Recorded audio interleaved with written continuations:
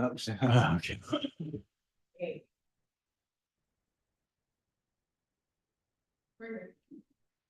Okay, good afternoon, everybody. Thank you for joining us this afternoon on this hot and muggy day. I want to call to order the Public Safety Committee meeting for July 15th, 2024. If we would, let's please take a moment of silence. If you would, keep Boyd Gregg and his family in your prayers, and obviously prayers for our country under this crazy past weekend. So if we would, please take a moment of silence.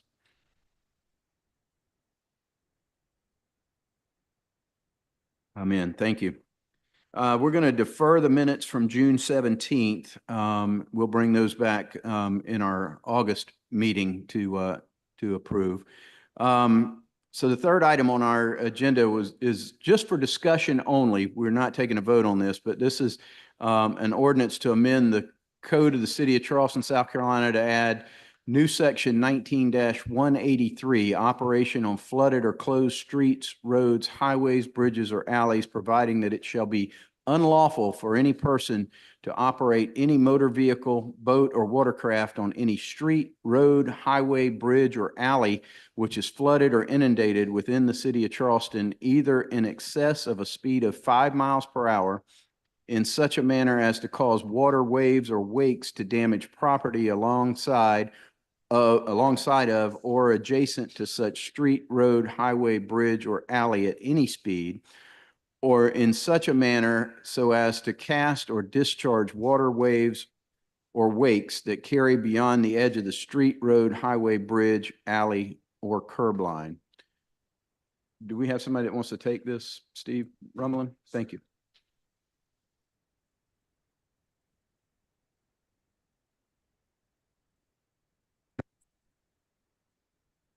So I was asked to research and draft a ordinance dealing with these issues that you just read.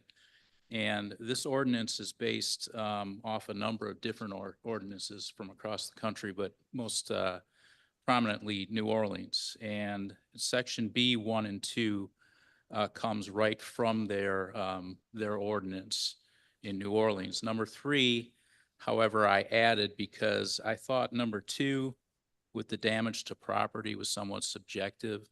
And so there was another provision in another ordinance from another city, which basically talked about just causing the wake to go over the curb line. So that's why we have it there. I like the idea of having the excess speed because that's an objective determination, but there may be circumstances where an officer, depending on the weather or the distance from the vehicle, is not going to be able to make a determination of that speed. But then you can see the water coming up over the curb, so you can still enforce that. New Orleans also has provisions for tampering with barricades and also driving around barricades.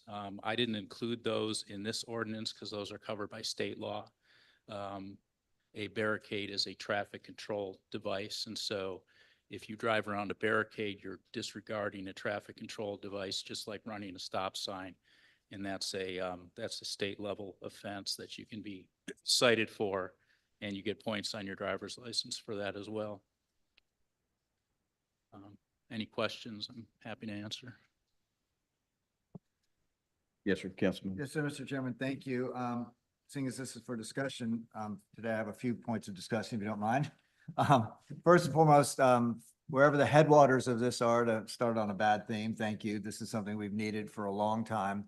For those who are tuning in or seeing this or wondering about it and wondering, why are we doing this?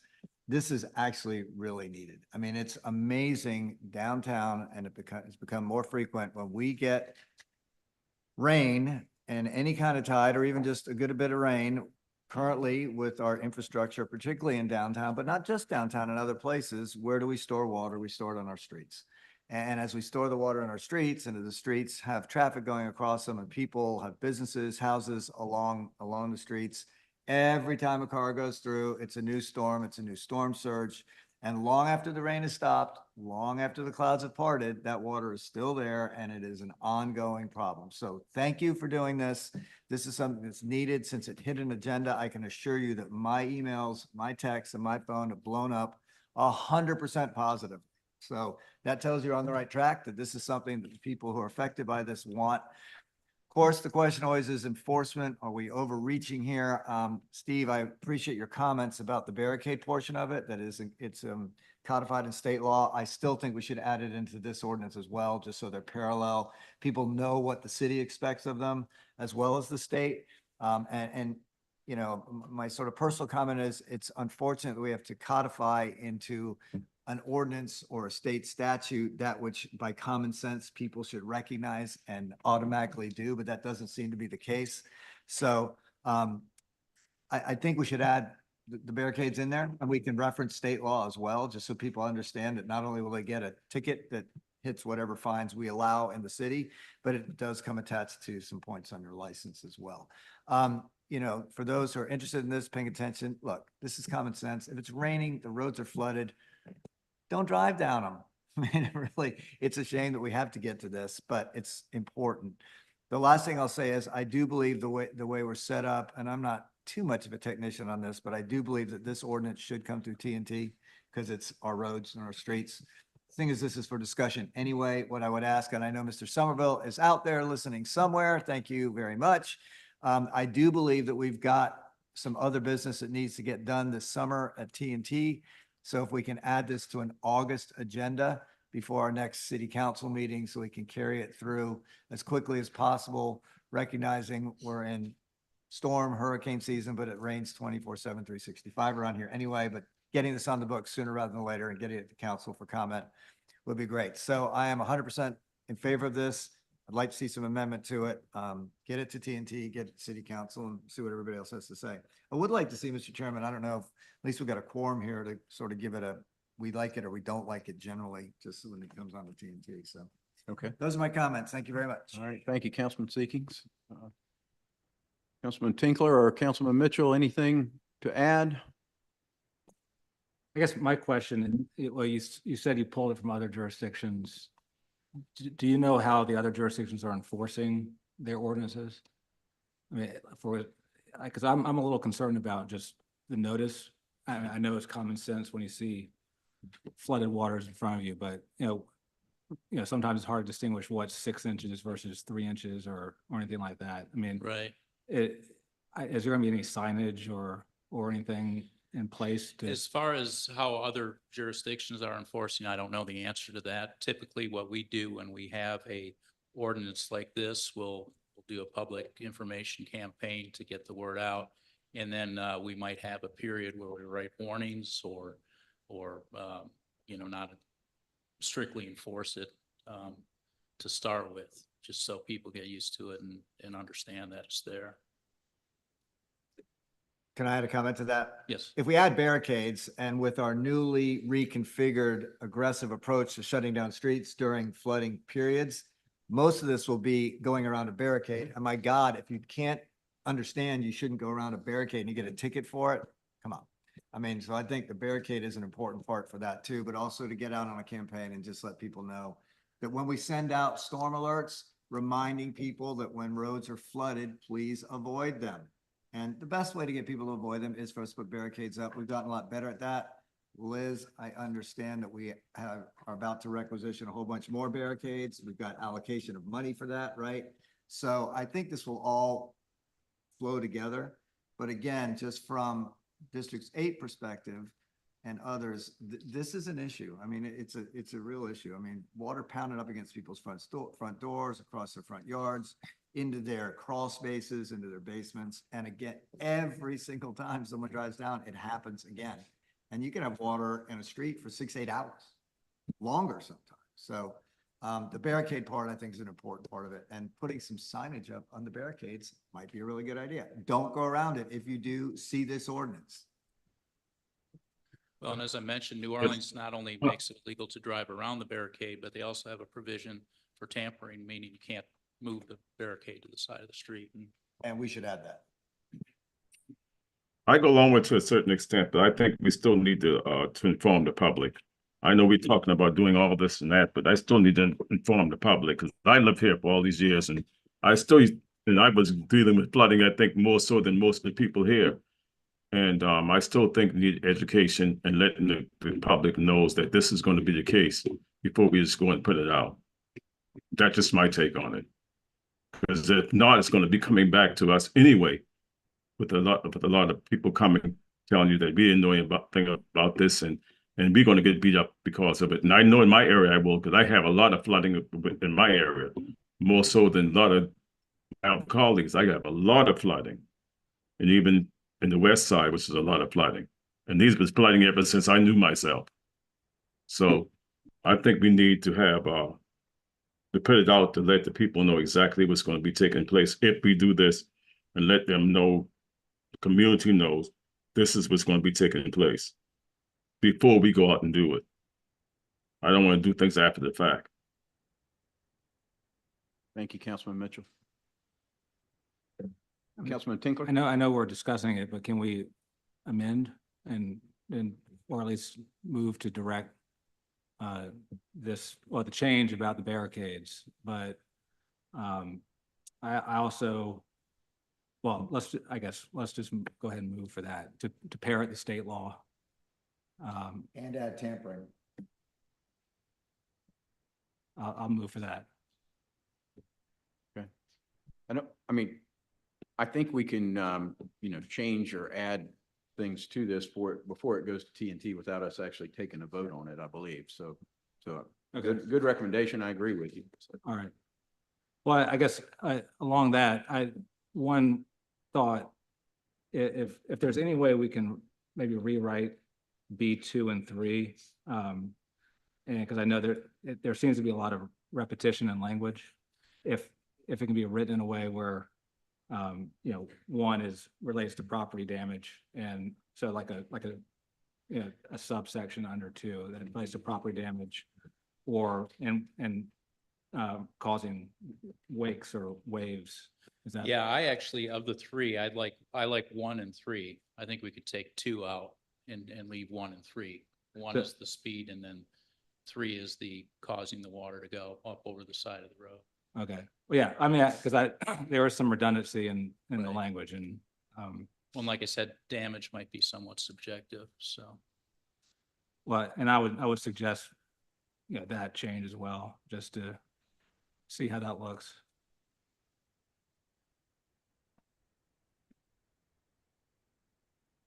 I will make those changes and circulate it to everyone. Yeah, if you can get it to us before it gets on an agenda, just so any comments beforehand, that'd be great. Yeah, I can do it this afternoon, so. Not that fast, but thank you. All right, great. Any further discussion on item number 3? Thank you, Mr. Ruman. Appreciate that. We'll move on to item number 4, approval of permit fee proposal for the Fire Marshal Division. We have Deputy Marshal Flugie with us.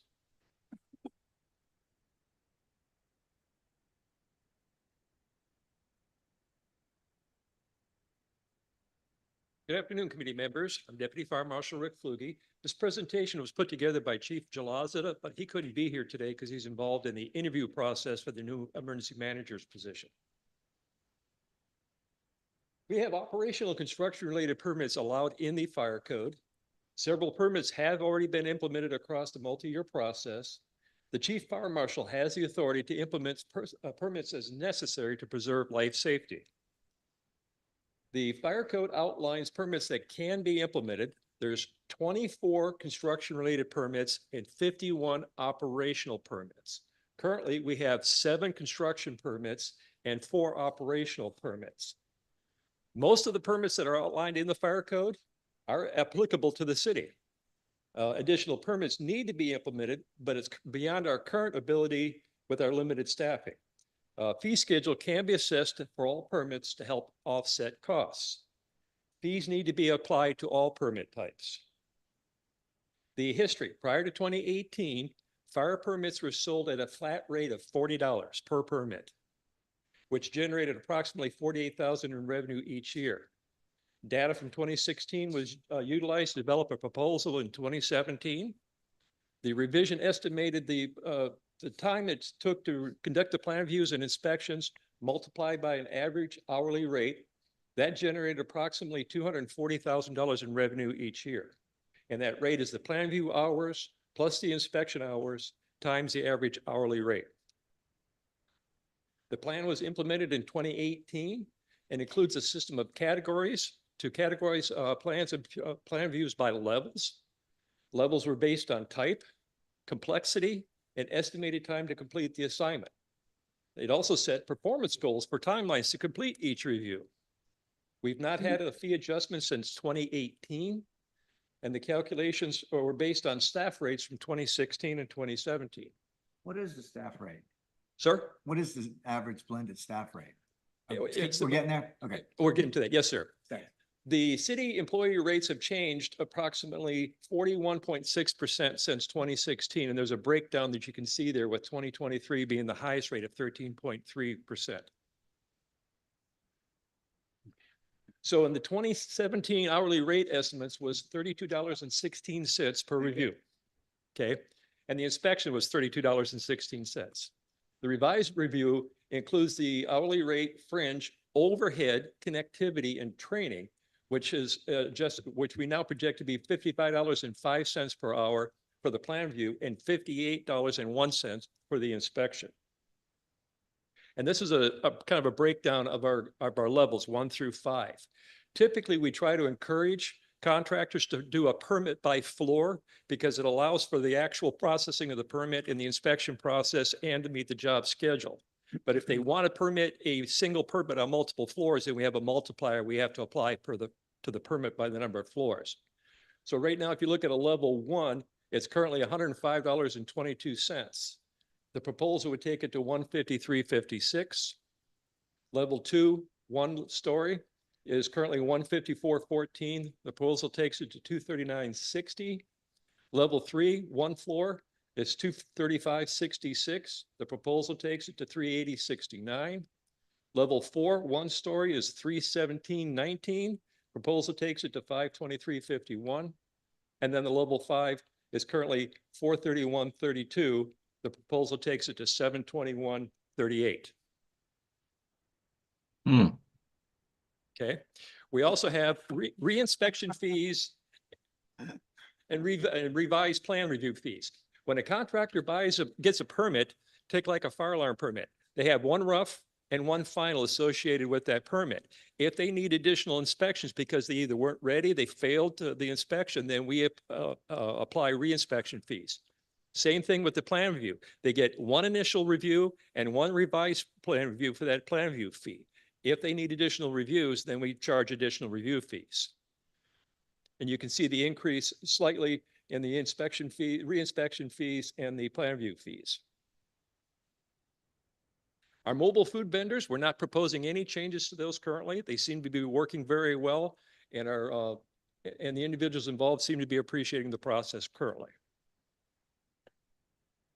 We also have an inspection proposal to update the inspection testing and maintenance report. Currently, we're using a system called the Compliance Engine, where we implemented this in 2021. Contractors submit the annual inspection reports through a third-party portal. The contractor pays a $15 fee to the party. There's no cost to the city for us. We review the documents and conduct the follow-up when necessary. What we're looking for is the current system works well and handles the administrative load beyond our current staff capacity. We would like to add a city fee of $15 per report. That means the total submission fee per report would be $30, $15 to the vendor, $15 to the city. In summary, the fee schedule needs to be updated based on current average hourly rates. Basic fees for fuel and connectivity should be included in base rates. Changes assist with cost recovery, but that's not intended to be a cost-neutral program. Additional permits need to be implemented to provide for the safety of our community. A portion of the staff costs necessary to implement new permit fees can be offset with the permit fees. And the project implementation approximately 90 days after City Council approval. Any questions I can answer for you? Any questions, council members? I guess I've got do we know how this compares with other municipalities? Excellent question. Based on the research, we're about middle of the road on the fees. There's a lot of variables that go along with that. Some places charge a fee per sprinkler head for installation or per fire alarm device per installation. Others charge a fee based on the value of the work, you know, like the overall cost of the project kind of thing. Our fees are based on, like I said, on the average hourly rate of the employee. It's pretty much middle of the road from what I understand. Okay, thank you. Councilman Seeking? Just really quickly, I mean, have you run this by BFRC just to make sure that this all sort of fits within their? Yes, we did. It actually started with BRC last fall, I believe. Yes, sir. Good, excellent. It's a lot of work to get those permits to get it right. Yes, sir. And in all reality, when we talk to out-of-state contractors, we tell them our fee schedule, they kind of look at us and go, that's it? That's all you guys are charging? And then they regret saying that. To a degree. And where this really comes into play is when we catch a contractor working without a permit, because then we'll double fee them. It's twice the fee. So if it was $40 before and we only charged them $80, there was no real incentive to do it right. Now, when we start charging real fees, now it gets real incentive to do things right. Gotcha. Any further discussion? Do we need a motion on this? We do need a motion. Some of, Second. We have a motion to approve and a second. Any further discussion? All in favor, please say aye. Aye. Aye. Any opposed? Aye. The ayes have it. Mr. Chairman, Yes, sir. can I ask, we've got Rick here. Can I ask him a quick question? Absolutely, Because I yes, sir. just remembered it. I've always, every time I see him, I forget to ask him this question. All right. So there's a lot of examples of this around the city. The one I'm thinking about in my mind right now is at the Yasik Jewish Study Center on the College of Charleston campus on Wentworth Street. Well, you don't need to write this down. I mean, I'm just gonna ask a question about it. So when we supply those buildings with the ability to hook up to our trucks and the standpipes that come out, you know, the one at Yashik, and there's other places too, is about hip high. It comes out from the building about a foot. And in high traffic, low light volume areas, I mean, I have seen some people run into those things. And is there any way to make them more obvious that they're there? I mean, you know what I'm talking about, right? And I'm not crazy, right? No, sir. you're Okay, not. good. All right. Actually, to that effect, one of the first things we did in 2010 when Chief Jalazza got here was we started pushing for fire department connections to be a flat style FDC instead of the standard Y hip buster. For that very reason. Plus, it cleans up the exterior aesthetics so we don't hear about it from BAR and everybody else. One of the other things that we've really tried to do is we try to really get them to think about where that is in relationship to the building. Test headers, for instance, you know, a test header is for a fire pump that's on the exterior of a building. It's used when you test the fire pump.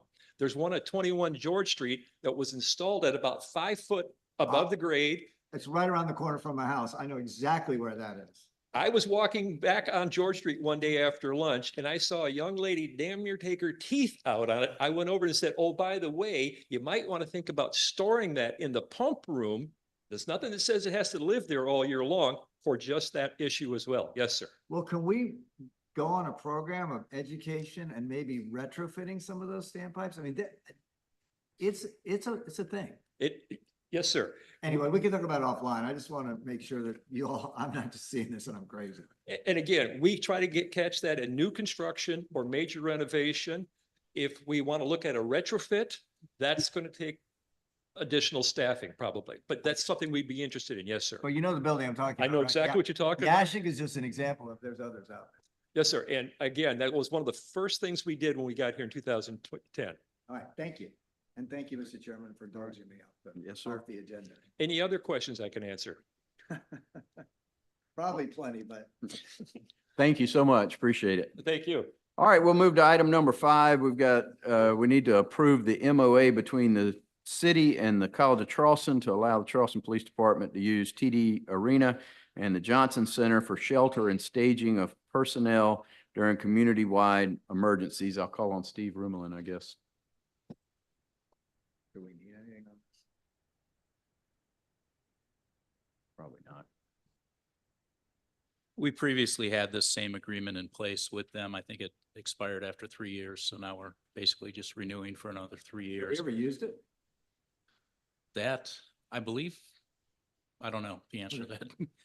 And I think it goes beyond CPD. I think fire and emergency management, whoever needs to be in there, be in there.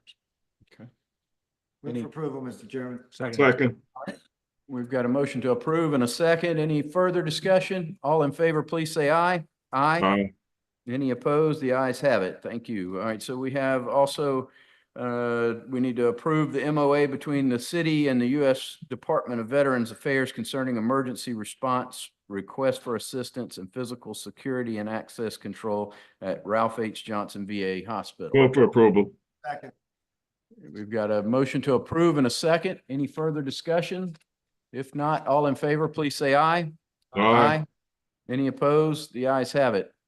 Okay, we also have an approval for MOA between Charleston Police Department and Charleston County Critical Incident Management System Outreach Program, which outlines partner agency and community partner responsibilities. Move for approval. We have a motion to approve and a second. Any further discussion? All in favor, please say aye. Aye. Any opposed? The ayes have it. All right. Is there anything else to come before this committee this afternoon? Move to adjourn. Okay, we are adjourned. Thank you.